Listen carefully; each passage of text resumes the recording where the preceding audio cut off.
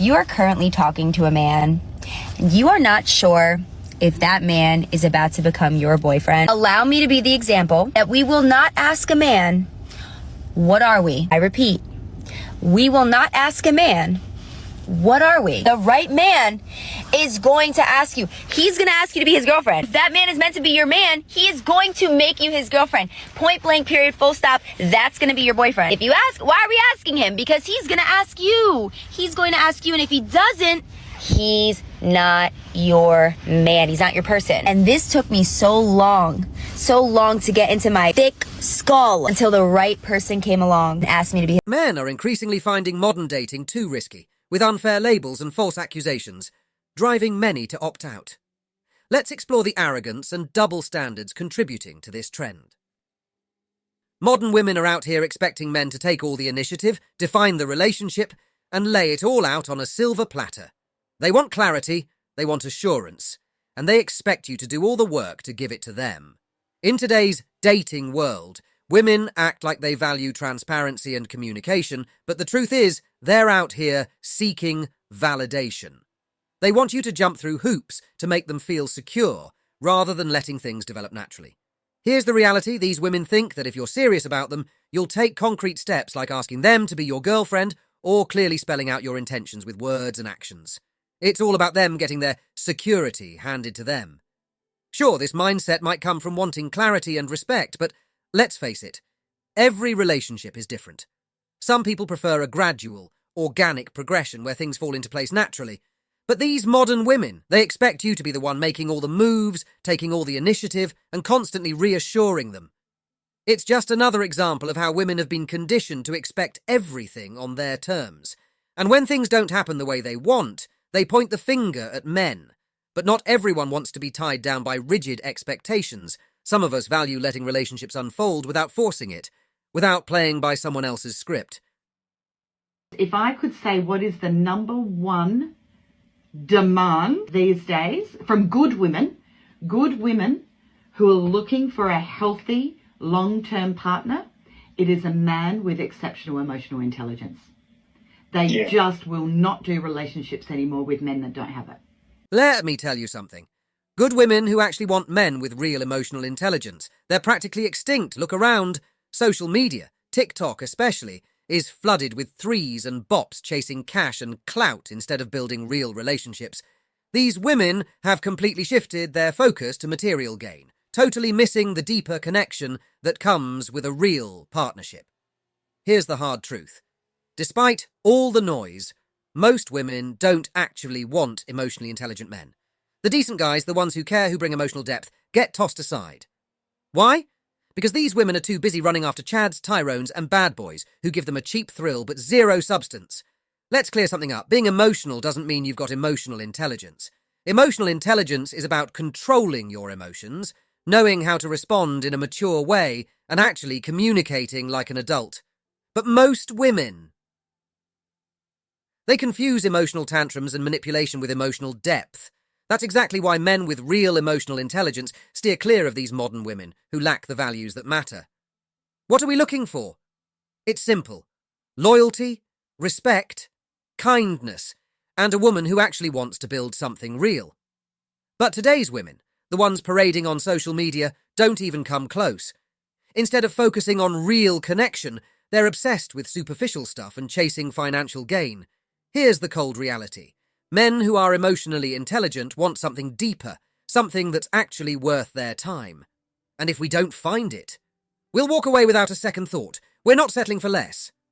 That's why so many good men are choosing to stay single. The modern dating game is a mess of unrealistic expectations and shallow priorities, and real emotional connections are few and far between. Until women wake up and start valuing emotional intelligence and real traditional values, they'll keep chasing the wrong men while the good ones slip right through their fingers. I can't be the only girl that just has no interest for men anymore. And I don't mean that like in a sense where I am gay, because I'm not, or where I am hating on men because I actually love them. It's just that they don't excite me. They legit don't excite me. I am very uninterested. I am not impressed. And it's not that they're horrible. It's just that I don't care anymore. I just don't. And I don't know what it is, because I used to. Women are always quick to point fingers, blaming men for everything that goes wrong in relationships. But here's the truth they don't want to face. They set the rules, and now they have to deal with the consequences. Women created these unrealistic expectations for how they want men to behave. And when men finally play by those rules, women get upset. It's a never-ending cycle of confusion and frustration, all because of their laundry list of demands that no one can meet. Let's be real. Men's behaviour today is a direct response to what women have been asking for. They wanted men to be this, do that, and when men adapted, guess what? It still wasn't enough. The irony is thick. The same women who turned decent guys into chads and tyrones are now complaining about the monsters they helped create. Ladies, you can't have it both ways. You can't eat your cake and have it too. These modern dating dynamics have pushed men to a point where they just don't care anymore. Men are done with the games, done with trying to meet impossible standards. Instead, they're focusing on themselves, their goals, and their peace of mind. They're walking away from the Samver karabidabiam dan vestise, dotionotise del dexali. Esisise zaisise, the studies him is a tas nidis and tie essays had that is that gets us. Aids are this that is not in sand in Ugmon autono that yes, and this other Missy Panic accommodation, which I want it is Menantic around 30 positions, the double standards, or the endless hoops to jump through. Men have learned to be content on their own, and women are going to have to deal with that. The dating world has changed, and the rules have shifted. If women want good results, they need to understand that their approach isn't working anymore. Keep playing the same game, and they'll find themselves in a world where men are perfectly happy without them. And they'll have no one to blame but themselves.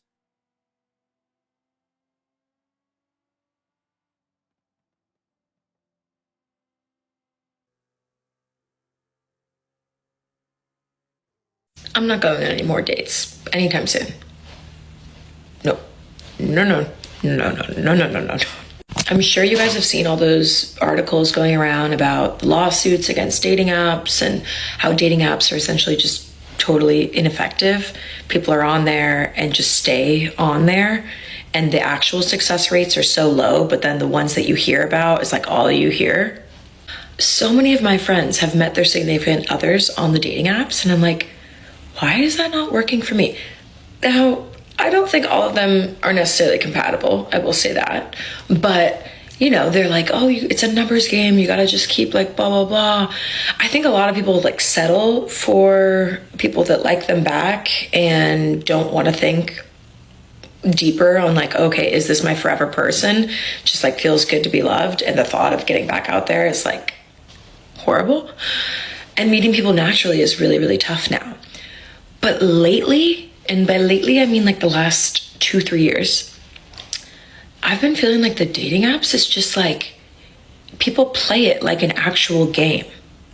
The people on there that are actually looking for a relationship, I mean, I think there's just so few of them. I think in general, women are a lot more intentional than men. I think men are on there. And I heard actually a guy say this though, women are on there for validation to see like who they could get. These are all the people they could get, but that they don't actually want to talk to them.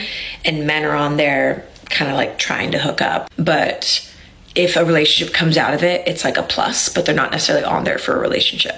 I feel like with women though, like a lot of women are actually on there for a relationship, but it also is an ego boost as well, because your pool, your dating pool just got so much bigger than just like the people that you're meeting at bars and at work and whatnot.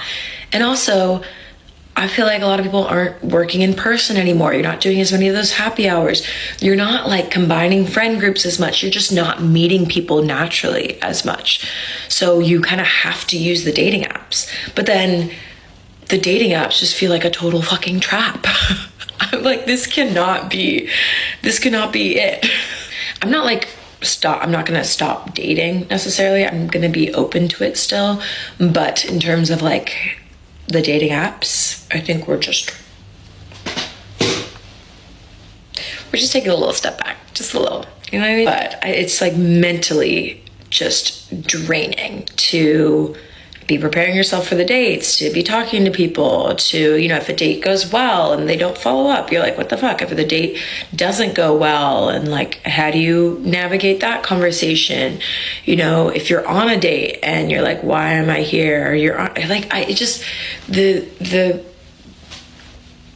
mental space this is taking up, it's too much. It's too much, and I'm not seeing anything from it. So we're just gonna put a pin in this. Maybe revisit in the summer when everything is happy and good again. But right now, it is just not it. If something happens, great. But I feel like seeking out dating on the dating apps is like the recipe for disappointment and unhappiness. Brothers, let me drop some truth on you. Did you know that the average woman in her 20s and beyond has multiple dating apps on her phone? It's no surprise she's confused and regretful. What women don't seem to realise is that having too many options can be just as overwhelming as having none. The more apps they juggle, the more uncertain they become about what they actually want. They treat dating like a numbers game, thinking the more they search, the better their chances. But here's the reality. This mentality is draining them. Mentally, emotionally, modern dating is wearing them out. Dating nowadays? For many women, it's nothing more than a seasonal hobby, driven purely by selfish interests. They've got these ridiculous expectations of finding a guy who's 6 feet tall, making 6 figures, flying them to exotic islands, staying in luxury resorts, dining on the finest cuisine, all while snapping photos for Instagram to show off their success. It's become a game of who can rack up the most extravagant experiences without ever having real, genuine intentions. It's like they're modern-day scammers, using men for the lifestyle while never actually caring about the connection. But let me tell you, real men see through it, and we're not here to play that game. Would say get ready with me for a first date, but it seems as though I'm being stood up. I matched with a guy on Hinge. We had been talking throughout the day, every day, very consistently since the day we matched. There's a bar near his house that I said I'd been wanting to try, so he made us a reservation to go tonight at 6. Monday night was the first time that there was like a real end to our conversation instead of it just flowing into the next day. On Tuesday, he texted me and was like, good morning, how are you? How's work going today? Throughout the day Tuesday night, he responds to something that I said. Wednesday morning, I wake up and respond, don't hear back. Around like 2:30, I say something else to him, and then I'm like, how's your day at work been? And I hear nothing back. I'm so sorry, I had my days screwed up. So that was Wednesday that we were talking, and then yesterday, Thursday, is when I said that to him and didn't hear anything back. So then today, Friday, when we were supposed to be hanging out tonight, I don't hear from him all day either. I send him a text at like 2 o'clock. Hey, I hope everything's okay. I need to start getting ready soon if we were going to go out tonight, but since I haven't heard from you, I'm going to assume you're no longer interested. The place we were supposed to meet is about a half an hour from me. It's been 2 hours since I sent that text, and we are supposed to meet just under 2 hours from now, and I have not heard back from him at all. Even if he answers at this point, obviously I would not be going, because I'm not going to waste my time with somebody that can't properly communicate, especially a first date when that's probably the best of an impression that they could possibly make. So unless there's something crazy going on, I can't imagine that I will be making any plans to see this guy.